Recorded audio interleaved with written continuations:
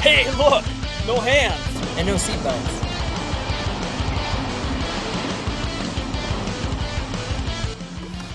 Going out tonight? So are we. This is firefighter paramedic Eric Schmitt. If you drive without wearing your seatbelt and get in a crash, the first thing I'll do is check your vital signs to see if you're still alive. If the car is crushing your limbs or chest, we use the jaws of life to get you free. Oh my lord!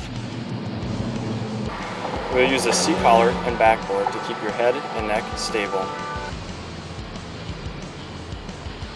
Once in the ambulance, we remove all your clothing, check for any injuries, and try to get any bleeding under control.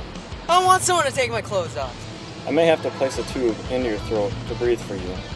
Basically, I'll do anything I can to help keep you alive, but don't expect miracles.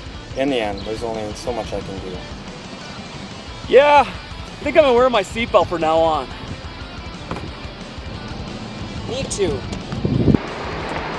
Wear your seatbelt because it's a safe thing to do. Wear it because it's a smart thing to do. Wear it because it's the law.